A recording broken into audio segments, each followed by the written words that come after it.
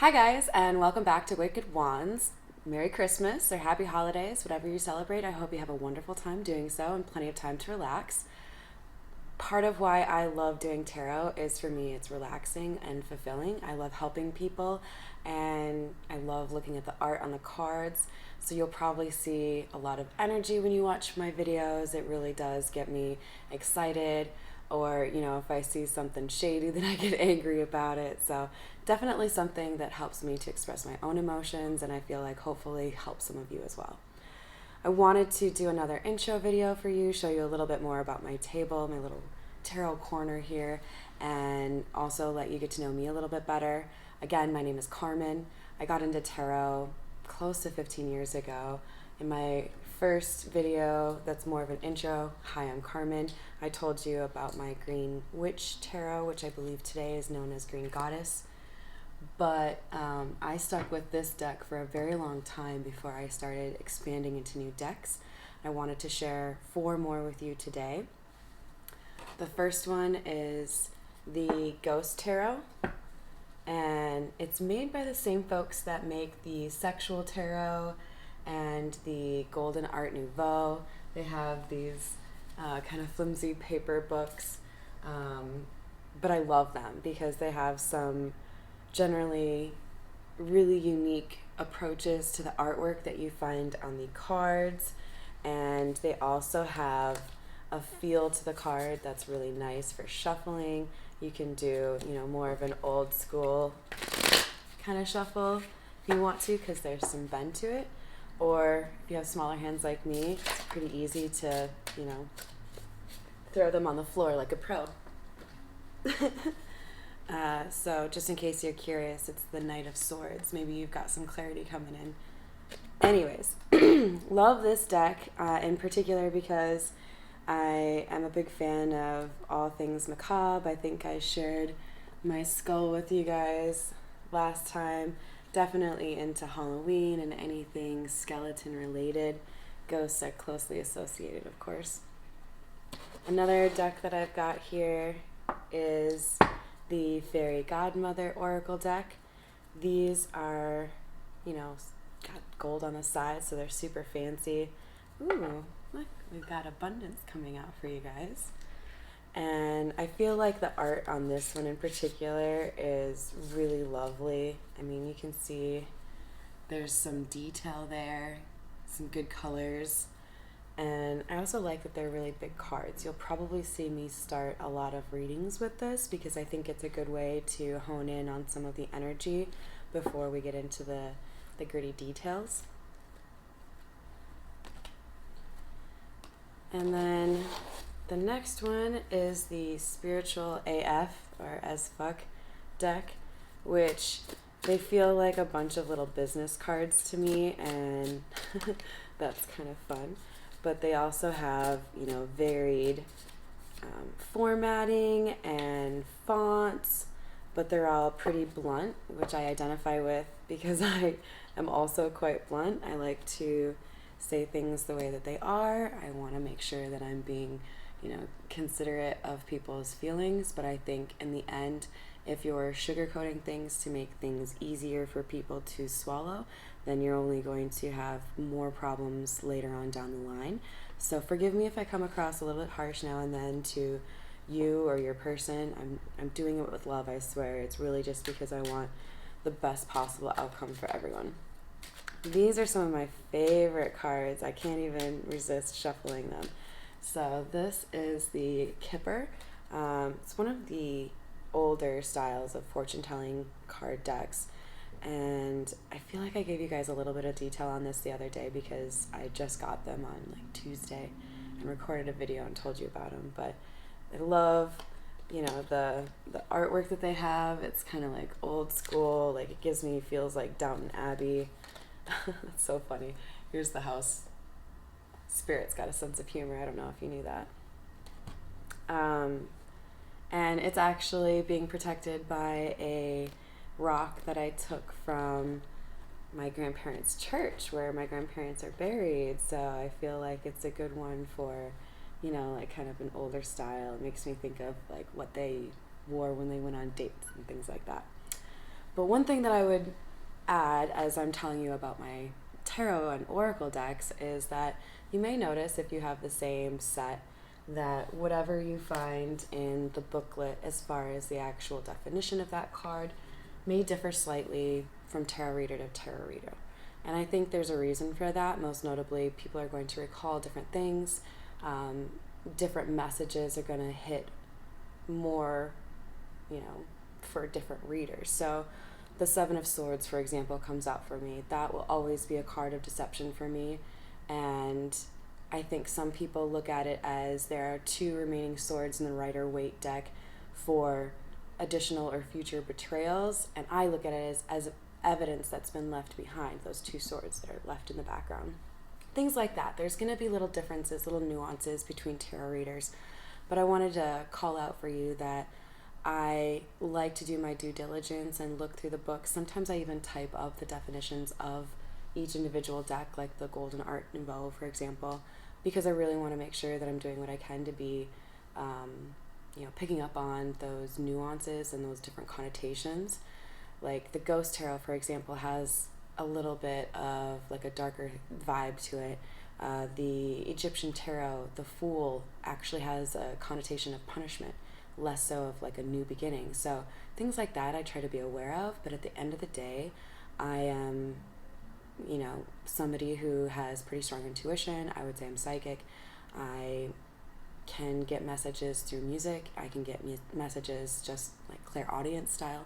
So you'll probably see some variation in terms of how I read specific cards. Obviously, I'm going to take into consideration things like context, what other cards came out at the same time, that kind of thing. But really, when it comes down to it, I'm reading an energy or reading a vibe, and I trust my intuition and go with whatever that first instinct is, because I believe that that's spirit. So as far as the other things that I have on my table, you're probably already looking at this big shiny thing that I think is called a wand, but it could also be like a poker stick. I don't know. This is so extra, you guys, and I found it and I knew I had to get it. It's like a pink crystal, and I just kind of want to like point it at people that are being rude and be like, I banish you. But, I'm going to keep it in my apartment and away from other people just in case I get too crazy with it. But that's, it's Wicked Wands, so I had to have at least a wand, probably more like 2. And then this is just a good old-fashioned wooden wand. So, like, this is like the, rolling up the sleeves, gotta get shit done. And this is like I put on my best, like my Sunday's best and my, like, beautiful gown, so I need something that sparkles with my shoes. So we have different moods here at Wicked Wands Tarot. I think one other thing that I wanted to show you, let's see, I've got a piece of selenite that is covered in paint, and I think this is a good way to tell you that you might see marker or paint on my fingers when I'm doing readings for you, and you can judge all you want. You'll probably even see that my nail polish starts to chip, because truth be told, it's really hard to take care of your hands when you're an artist, and I am an artist, so feel free to make fun of all of that, but I'll do my best to have presentable hands for you when I do tarot, but it's not going to be like those chicks out there that have those like insane long nails and look polished all the time. Like, sorry, I'm an artist.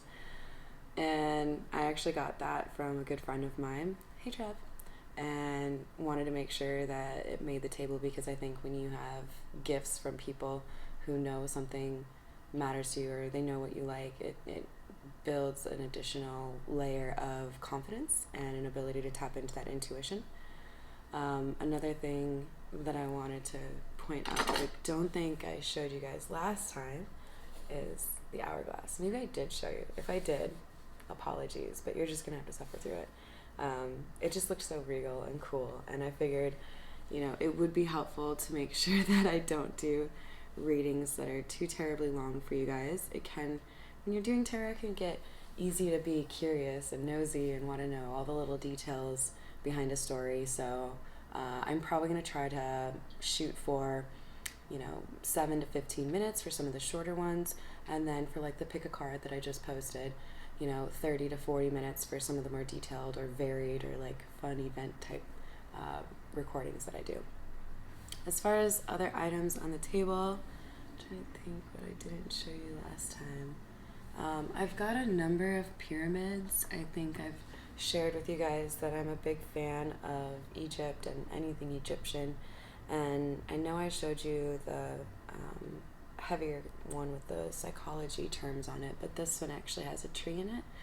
So it's a great way to tell you guys that I have an obsession with trees. You can probably only see part of it, but I have this large image of a tree behind me.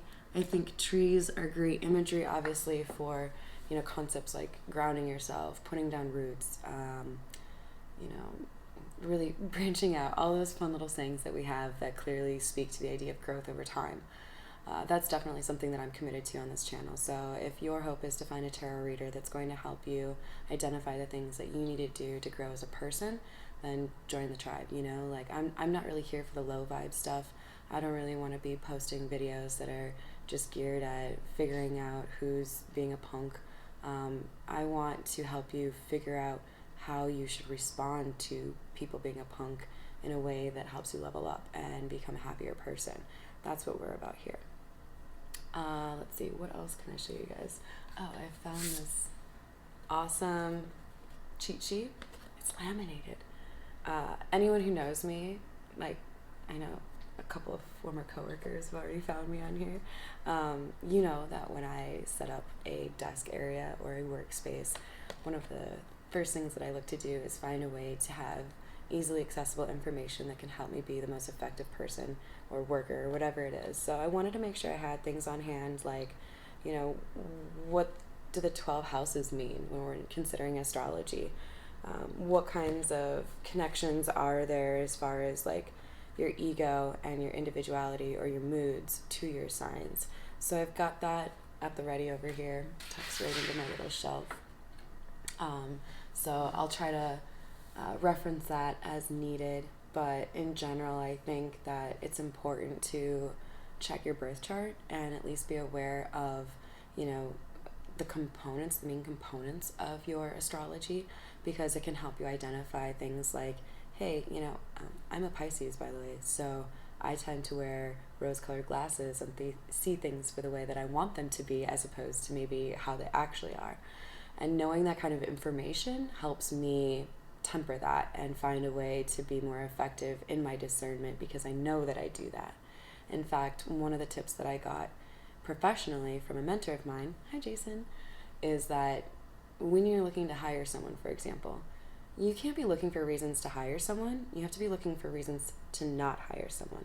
That's going to mean you're actually selective and you're making the best decision, as opposed to making excuses for somebody that maybe hasn't really earned that position.